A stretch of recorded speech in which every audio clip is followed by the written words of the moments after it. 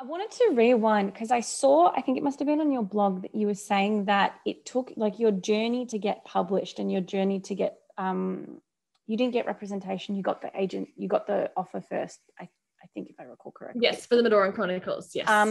But it was a 3-year journey of pitching to actually get your first offer.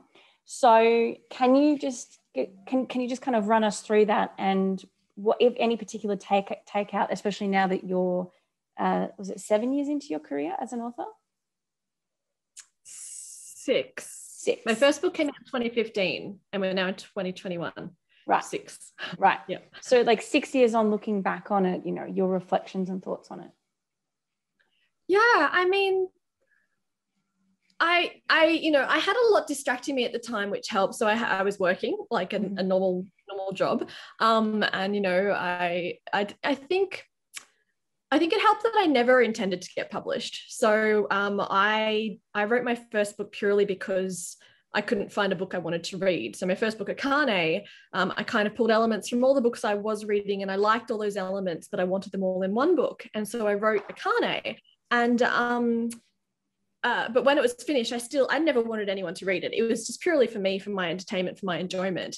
But the book ended and I thought, there's more to this story. I need to know what happens next. And so I went on and I wrote the second book, Raelia. And Raelia kind of ends on a bit of a cliffhanger. And so I reached this point and I was like, I need to continue, and I need people to talk to about this, because I now have all these feelings about these fictional characters and no one but me knows who they are.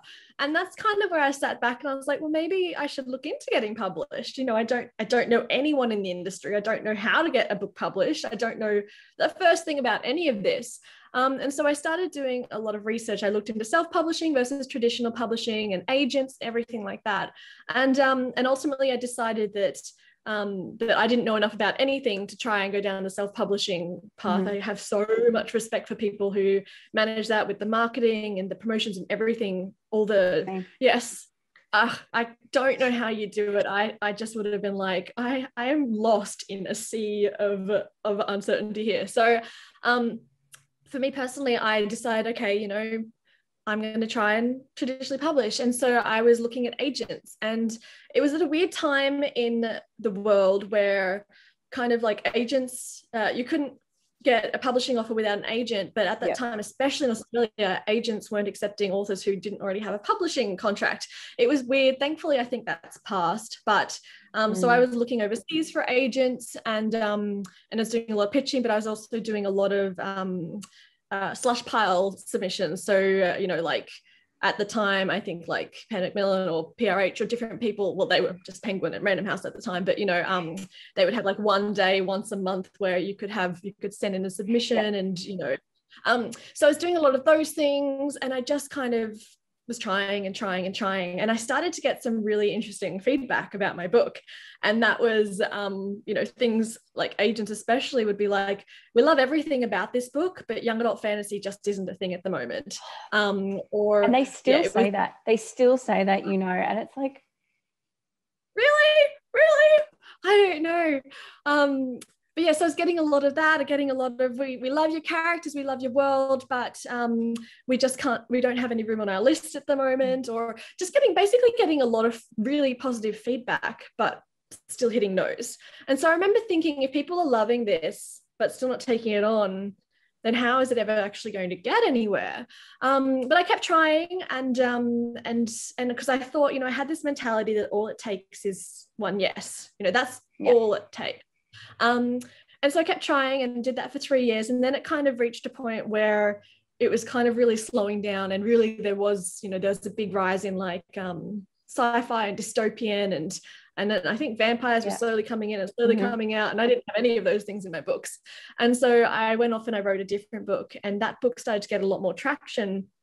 But then one day I was walking through Big W and I saw a book by that had just been released. It's called Betrothed by Wanda Wiltshire, and she is a really beautiful cover, and I'm such a cover snob that I was like, oh, it's shiny, what's this?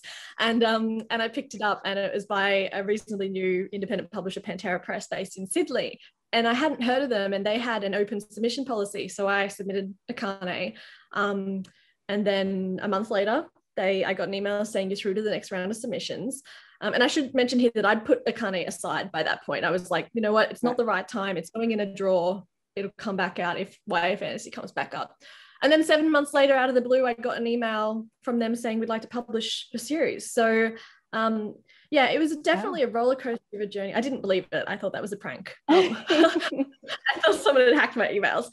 But yeah, so that was that's the journey of those 3 years. And the whole time I just kept trying, and I just kept, sorry about that. It's my computer notification, blah. And yeah, and I just kept that mentality of it takes one yes. And that's, you know, just keep going. And if it's meant to happen, it'll happen. And, you know, it's really difficult. The one thing I would say to aspiring authors is that it sucks to say this. It really does suck to say it. It doesn't matter how good your writing is. So much of it comes down to luck.